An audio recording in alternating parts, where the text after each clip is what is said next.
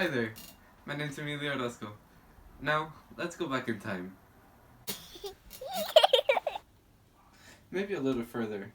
Probably to 1400s? Well, to understand this chapter, you need to understand this. Life is like riding a bicycle. To keep your balance, you must keep moving.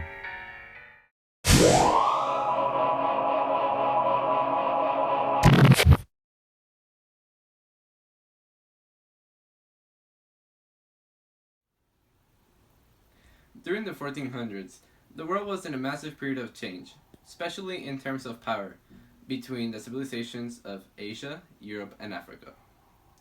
The Arab powers greatly declined, and Mongol Asia and Eastern Europe caused a large amount of disruptions. Developments like these allowed for new opportunities in the international network that had been established during the post-classical period.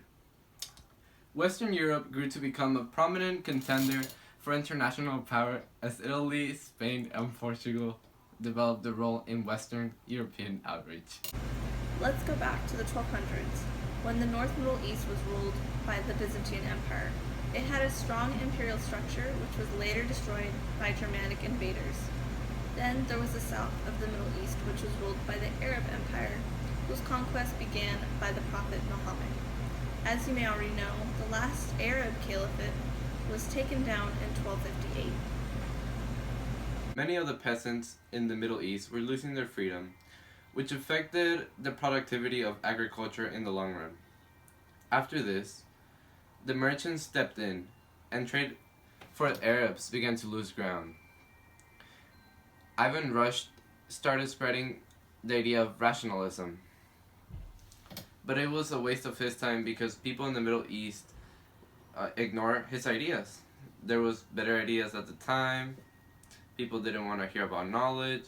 But later on, Islam's statements were changed because of the Sufi writing about contact with God.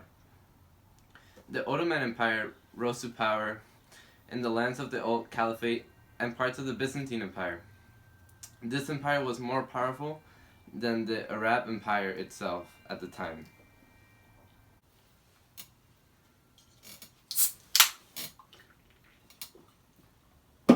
However, even the rise of the Ottoman Empire wasn't able to recreate the international vigor that the Islamic Caliphate was able to have at its peak.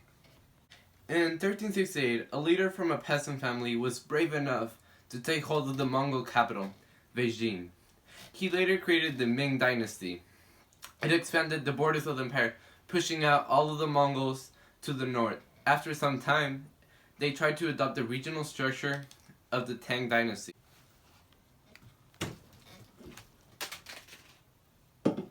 Who threw that?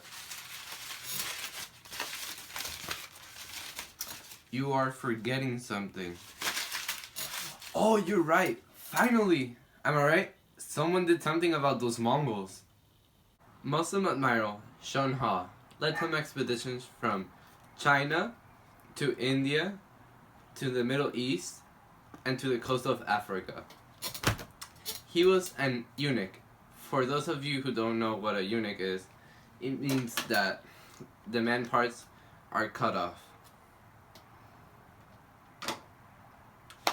Eunuchs were used to protect the large royal harems so that there would be no chance of sexual intercourse.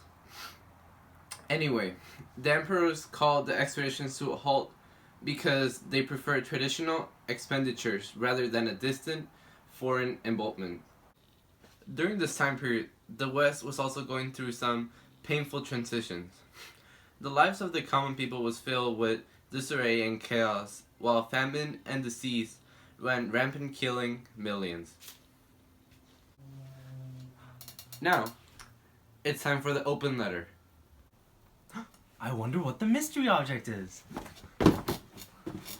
It's a doctor. Take 2 aspirin and go to bed. Huh, I wonder what doctors back then did. Let's go to the open letter. Dear Black Death, do you even know how many people you killed? You killed 75 to 200 million people.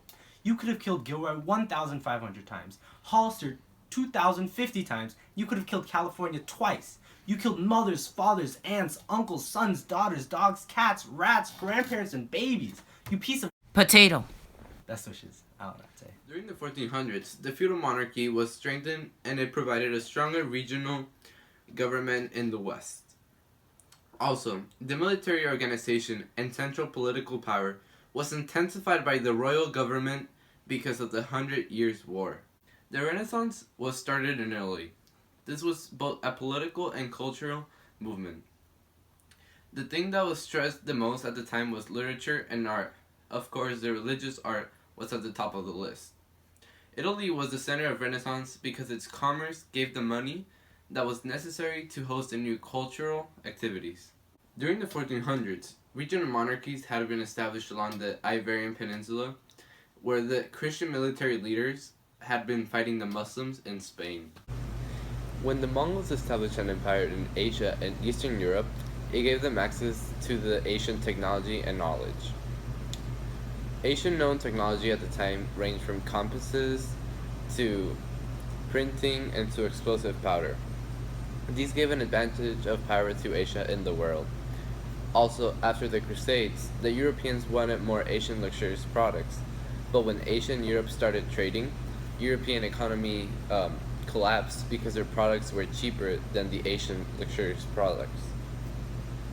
Now, when the Renaissance barely started, it had little influence outside of Italy, but little by little, the commerce of Italy demonstrated that it was strong in Europe.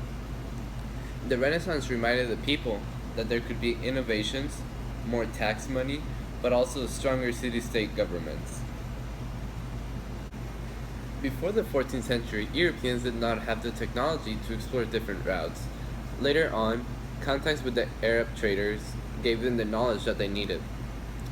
Because of this, they got better at making maps. This picture shows the map of what they thought the world looked like before they discovered the Americas. Henry the Navigator was the Prince of Portugal and was able to sponsor a lot of voyages. He did this in order to spread the name of Christ to all unfamiliar lands around them.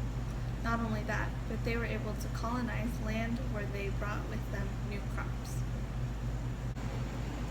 In the 15th century, societies in the Americas were experiencing new political strains when they tried leading the societies.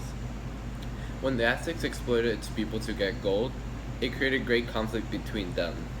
On the other end, the Incas had many problems because they believed in a central leadership, but their empire was so long, so it was so hard to maintain it. The islands of Polynesia were also not influenced from the outside world at first. In Hawaii, the land was organized into regional kingdoms that could have had many wars. Like India, they had a caste system, separating the priests and nobles from the common people. Polynesians who migrated to the Society Islands were called the Maori, and were supplemented with newer migrants. Tribal military leaders and priests held great power. There was substantial isolation in the islands, which was broken in the 18th century by the Europeans. The forceful entry of the Europeans was similar to the Americas, with their vulnerability to disease, weakness, and superior weaponry and technology, and cultural disintegration. There were many factors that can be explained separately, but they came together partly by accident. There were independent developments, technological advancements, individual people, and general forces that could account for some of those factors. The quote we referred to in the beginning, which said, "Life is like riding a bicycle.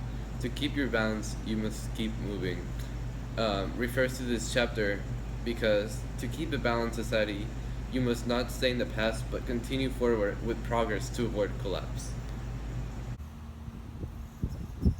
This brings us to the end of the video. My group members are Kathy Moya and Alan Apted, and I want to give a special thanks to Andrew for helping us record. Thank you and see you next. Never.